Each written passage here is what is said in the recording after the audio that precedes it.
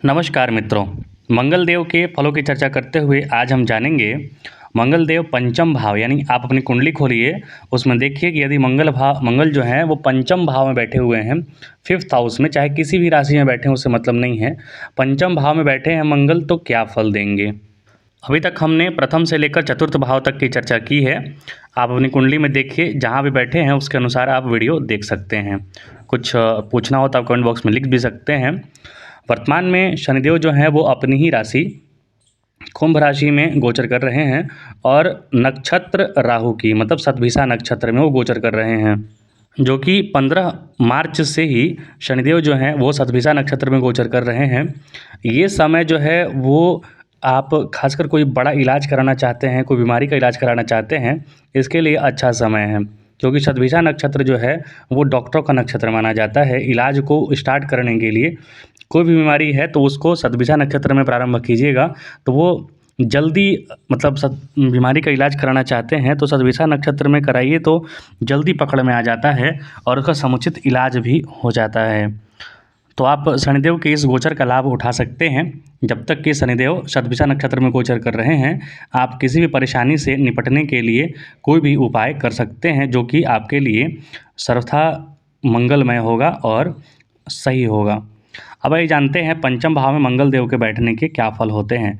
पंचम भाव, जैसा आप जानते हैं, प्रेम का भाव होता है, सूक्ष्म विद्या का भाव होता है, सूक्ष्म बुद्धि का भाव होता है, संतान का भाव होता है, आपके पेट का भाव होता है, क्योंकि पंचम और छठे भाव से ही हम पेट का सुख को देखते हैं। पंचम भाव आपके प्रारब्ध का भी भाव होता है। पंचम भाव में यदि कोई ग्रह पीड़ित हो तो वहाँ पर उस प्रारब्ध में गड़बड़ माना जाता है। तो आइए, यदि पंचम भाव में मंगल देव बैठे हैं तो याद रखिए, यहाँ पर गर्भ जलाने का कार्य करते हैं मंगल देव, क्योंकि मंगल देव जो है वो अग्नि तत्व के कारक हैं।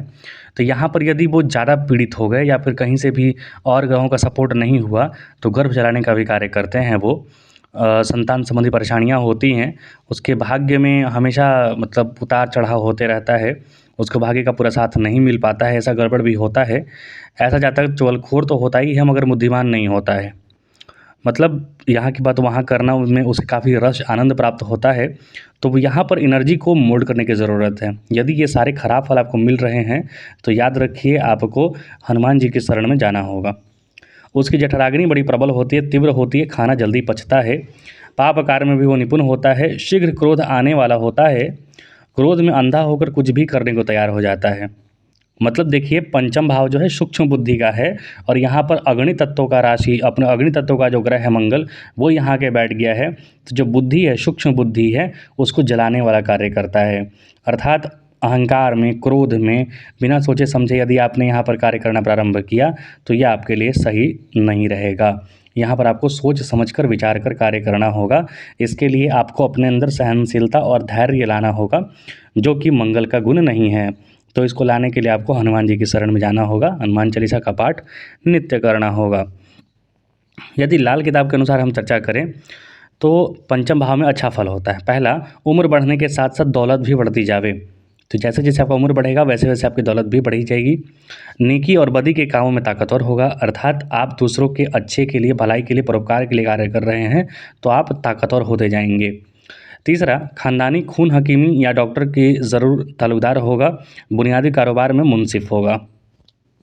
ये देखा जाता है कि इसके परिवार में, इसके बैकग्राउंड में कहीं न कोई डॉक्टर या फिर डॉक्टर से संबंधित कुछ न कुछ होता है। जब दुनियावी कार्य कर रहा हो तो ये मुंसिफ होगा, अर्थात काउंटिंग वाला कार्य करता है, कैशियर वाला कार्य करेगा, हिसाब किताब का कार्य ऐसा व्यक्ति करता है। साहब आलम व औलाद होगा, औरत औलाद का सुख आम होगा। उसके बुज़ुर्ग बेशक कैसे भी हों मगर वो और उसकी औलाद के लिए हर गुजरी हुई पिछली घड़ी नेक और तकलीफ़ के बाद आराम देने वाली होगी। औलाद भी नेक और सुख देने वाली होगी। मतलब यहाँ पर इस पॉइंट से स्पष्ट बताया गया है कि उसका औलाद और वो सुख से जिएंगे और साथ ही साथ नेकी के रास्ते पर भी चलेंगे, और उसका औलाद भी नेकी होगा, नेक करने वाला होगा और सुख देने वाला होगा। यहाँ यह भी बताया गया है कि जिसके पंचम में मंगल देव हैं उसको वो दौलतमंदों का बाप या दादा होगा, या फिर उसके लड़के पोते दौलतमंद होंगे।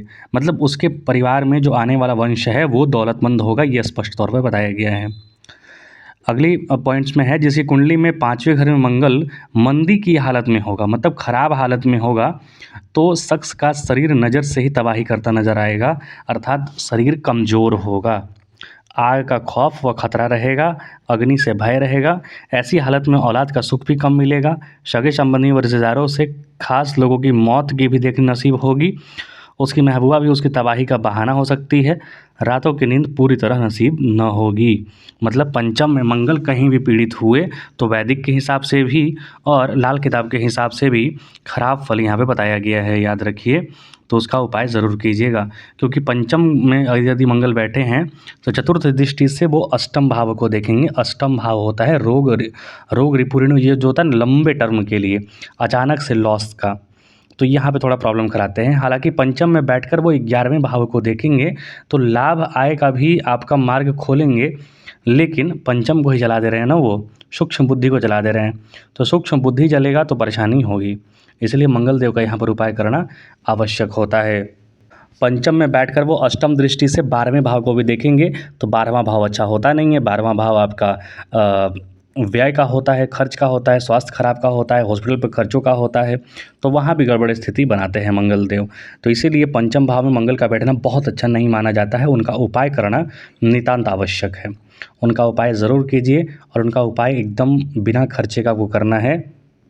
तो फिर हनुमान जी के अलावा आपके पास कोई विकल्प नहीं है, क्योंकि यही हनुमान जी जो हैं वो इनके अधिष्ठाता देवता होते हैं, और वही इस कलयुग के राजा भी हैं, जो संपूर्ण चीज़ों को परिवर्तन करने की क्षमता रखते हैं। कृपया चैनल को लाइक शेयर सब्सक्राइब जरूर करें। देखेंगे और मिलेंगे अगले वीडियो के साथ। कृपया चैनल को लाइक शेयर सब्सक्राइब जरूर करें। बहुत बहुत धन्यवाद।